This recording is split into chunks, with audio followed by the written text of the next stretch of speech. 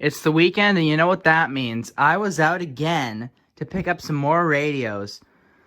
Today I picked up this Rogers Majestic kind of 1930s massive table radio. It's huge. You need a huge ass desk to put this on. This thing is ridiculous. It's just too big. But you see, it's on the outside, it's in pretty good shape. It's pretty decent. It's got this automatic or preset tuning here, which is stuck. And you've got 3 bands. And this switch doesn't do anything. It's stuck. And this could be volume because it's got a power switch on there. And then on this side, you've got a knob. Maybe it has tone. And you got your tuning here, which doesn't seem to work. It's very loose. This spins freely. And how many tubes does it have? I see 1, 2, 3, 4, 5, 6. And I'm guessing that both of these are rectifier tubes. So this is basically a 5-tube radio with presets. You can see the adjustments for the preset frequencies. Let's see, can we get a shot of the power cord? Look at that. This deserves an award for the world's crispiest power cord. And it has paint on it. Wait a minute. What's going on here? So there's a power cord here, which goes into the radio. And then there's an old cut-off cord that looks like it's made of asbestos or something. I'm throwing this piece of shit in the trash. Why is there an extra cord in there, huh? But anyway, got some wires, maybe the antenna wire here. You got a really pathetic small speaker. Look at that. That's a small, pathetic speaker for the size of the radio. What is this? Oh yes, use genuine Rogers tubes only. Yeah, that makes a big difference. Yep. 25 or 60 cycles. Because this is a massive transformer. It's like this tall. Yeah, this was, in Canada, some places had 25 hertz power instead of the regular 60. So that's what that's all about. You got a speaker plug here, which is just a typical, it's like, what is that, a 6-pin socket? Okay. And you've got a replaced filter capacitor. Someone has wrapped some kind of advertising around the capacitor and then stuck the capacitor in and tightened the clamp down. That's probably some advertising from 1943 right there. We got the other one. It looks like it's an original 6 microfarad, 250 volt. That's got to be original. It's very rusty. You see that rust there and rust. The tuner up there is very rusty. And even that potentiometer there is very rusty. This was probably stored outside or something. And up here, I found this funny. It says, Neighborhood Watch prevents burglaries. This item marked in duplicate for identification. Imagine a time when this piece of crap was actually a valuable item that someone would steal. Imagine going into someone's house and stealing their radio. Like, seriously? And then I guess this is a phone number there with only 9 numbers. Yeah, that's got to be old. So I think I'm going to just plug it in and see what it does. That's always a bit of excitement. All right, so it's plugged in to this light bulb, dim bulb tester, and then into my Variac. And the light bulb is just there so that if something shorts out, like this horrible power cord, it's not going to trip the breaker or anything. It'll just light up the bulb. And that'll also help reform the capacitors properly so that they don't just suddenly get blasted with high voltage. But anyway, I see light bulb up there, right up there, glowing. That's a good sign. But none of the tubes are glowing. Oh no, I see a little in this one.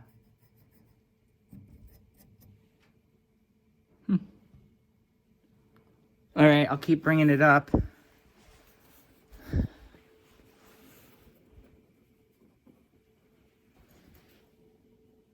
I don't hear anything from the speaker yet.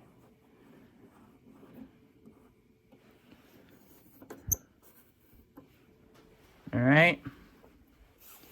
We'll go up to 85.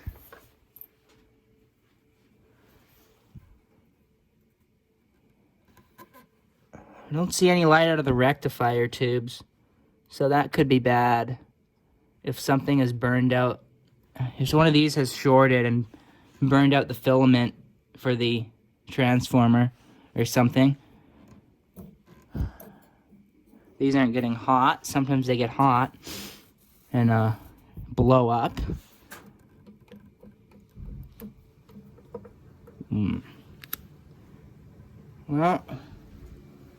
Well, I don't hear shit out of the speaker, so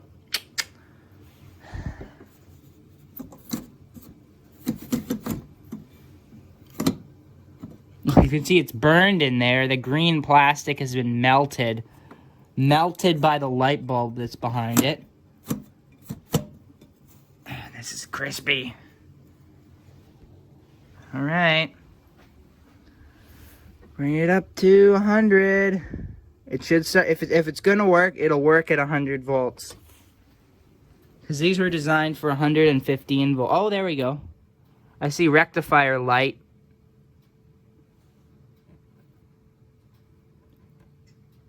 Oh, shit. That doesn't seem good. Sparking. Yeah, either the tube is bad or one of these is shorted.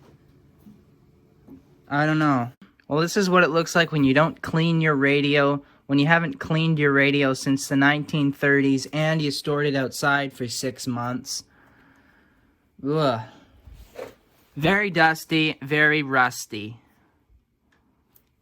This is the perfect resurrection material right here. This is kind of trashed.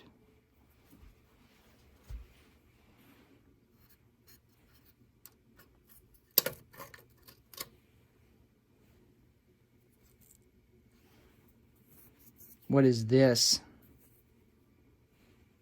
What kind of bulb is this?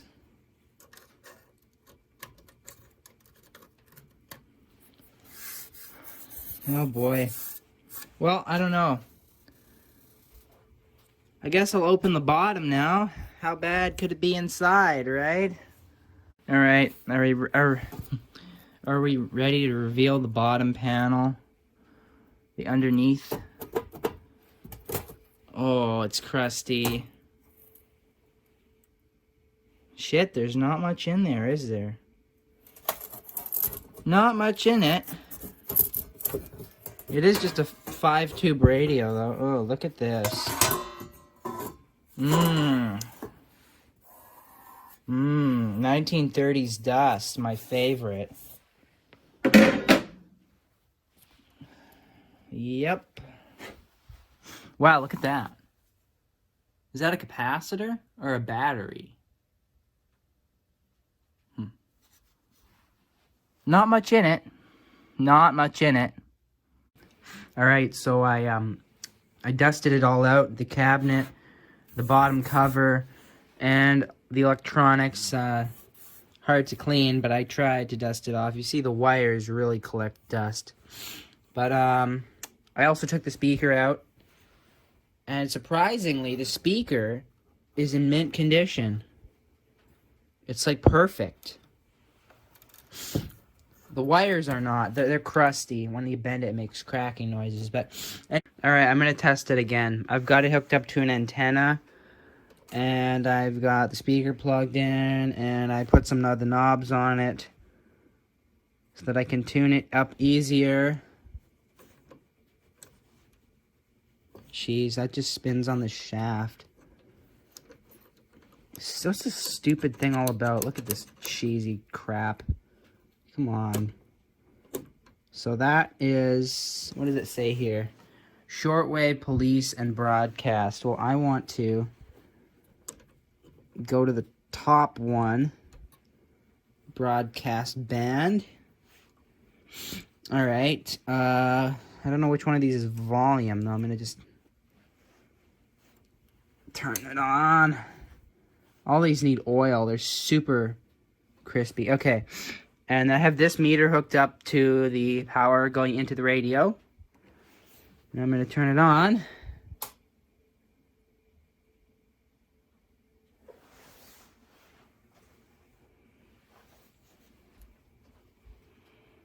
There's the light bulb.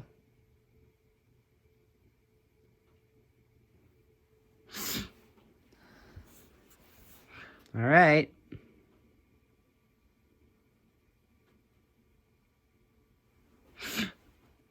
Where's the sound?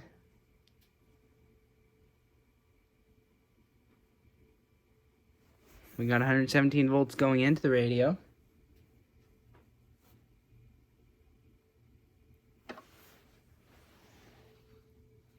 Come on.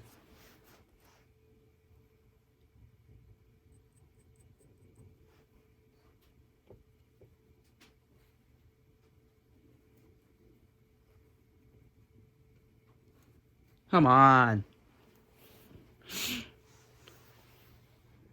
Fuck. I'm cleaning the rust off. It's very thin surface rust. So with just a little bit of sandpaper and some cleaning, I can take it from looking like this into this. Really much better than this hideous rust. See, it's very thin. I just sand it off and then wipe off the dust, and there you go. Alright, so I've cleaned off the outside, sanded it up good enough, right? And well, this thing doesn't make any sound at all. Nothing. So the first thing I did was I measured the B+ voltage. It comes out right here on this wire. Oh wait, I need to switch it to DC volts, and we get 37. Yeah, something's wrong there. Because if I go to AC and go to the input of the rectifier tube, we get 278 volts. So that can mean two things. Weak rectifier tubes, which I hope it isn't, because I don't know. I don't have any of those 2x3 tubes. They might be kind of rare. Or it could mean one of these capacitors is shorted. So I'm going to go and test the capacitors first. I got it working by just fiddling around with it. I think the switch here was flaky and I had to just mess with it a bunch. And then I think there's also a capacitor that's shorting out. Keeps shorting out and then unshorting out because the volume keeps going up and down like crazy. But it is working, so I think it's time to start replacing some of these nasty old capacitors, which are going to short out. But it's working.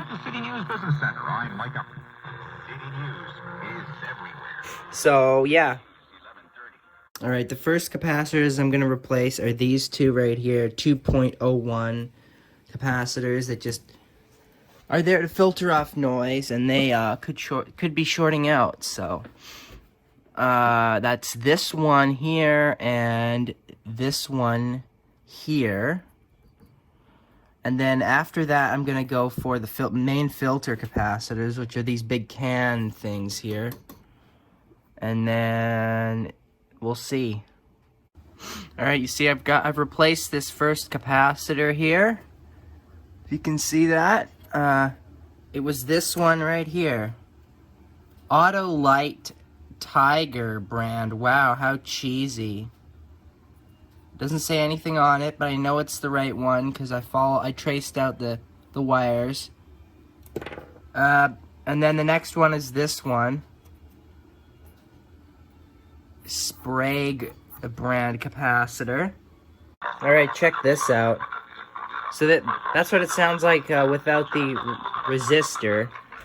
And if I clip this in here, it clears it right up. No more distortion. Distorted? Not distorted. So, yeah. Alright, so I found an open resistor that went from the grid to ground. It was measuring about 5 million ohms. I'm gonna replace it. And then I think I finally found it. What is causing it not to work? So right now it's nice and loud. But if I go to tune it, if I go to tune the radio, you hear it dies. It goes down to nothing. Vancouver, where you go. News. Company.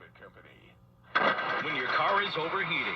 So, there's only one thing that can be, and that is lots of dirt in the tuner. So I'm gonna have to clean it out. Or maybe one of the plates is bent, because there's little aluminum fins that mesh together, and if one of them is bent, it'll short out the capacitor, and the radio will die, just like this.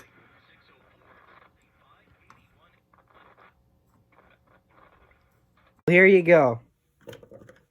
I got a wire connected on ground. I'm going to measure to the other side of the tuning capacitor. Yeah, it's totally shorted. No wonder we're not getting any radio activity. I don't know. It's hard to tell which one is shorted. Maybe it looks like the first one to me. This first plate. So let's bend it out just a little. Like that. Let's test it again. Ooh, look! Not shorted. Oh, wait. It is measuring some resistance, though. That's not supposed to be there. But it's not shorted, so it's definitely this plate right here.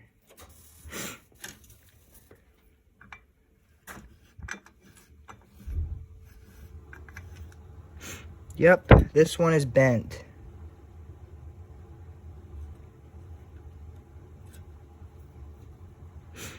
Yep. That was it. This whole damn time I was chasing problems that didn't exist.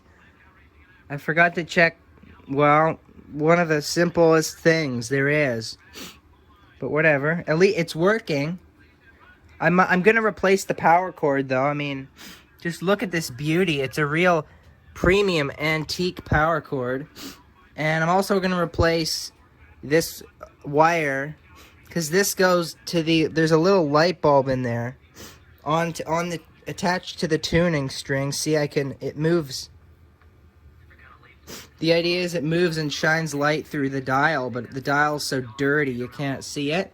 But yeah, the wires are bare here, so that could just short out.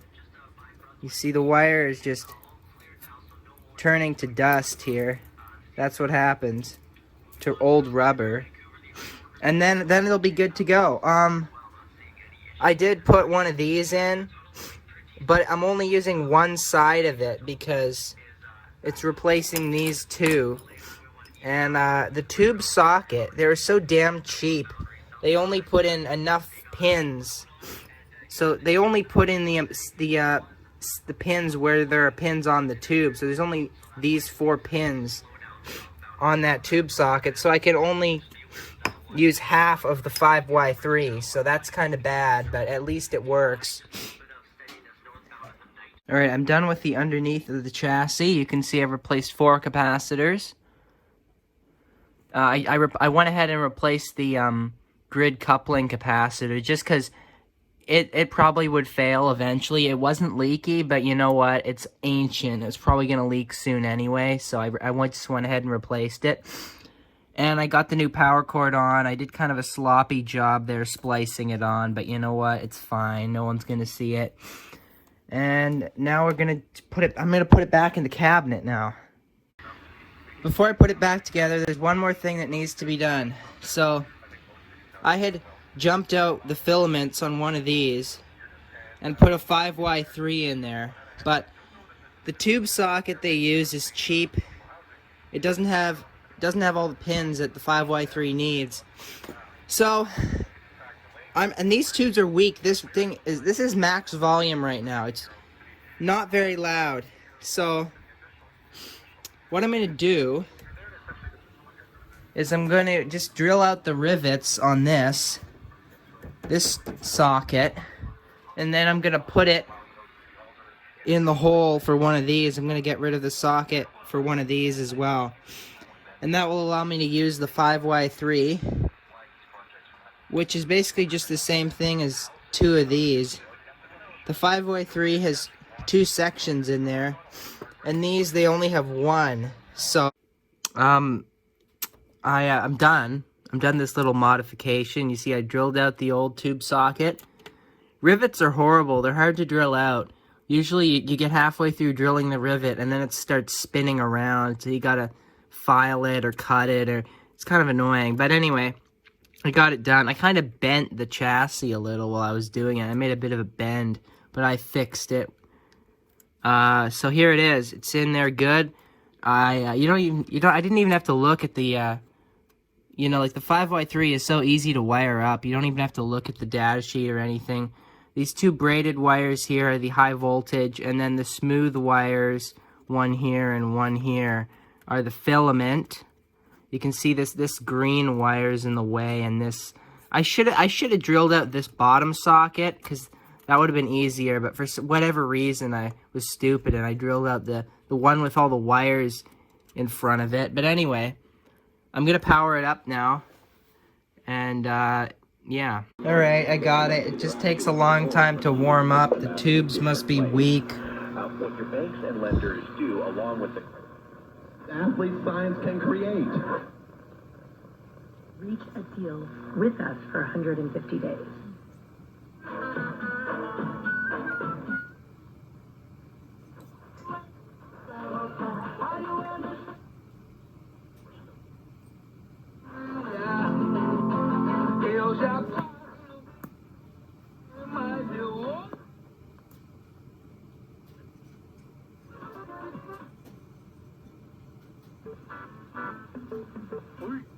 Raises of 2% a year for workers making less than $40,000 and 1.25%. And then Tea Party. So.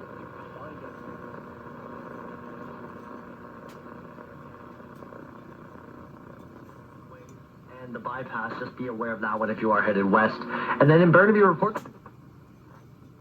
Now, when you buy glasses from our $149 range or above, we'll give you standard. So it works. The end. That's the end of this. It's pretty ugly to me. I mean, it's not bad. It's just, I don't know. It's too big.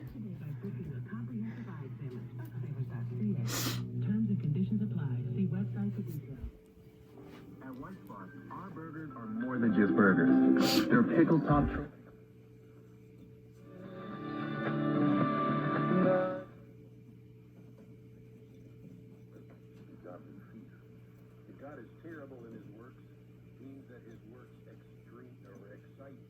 There we go.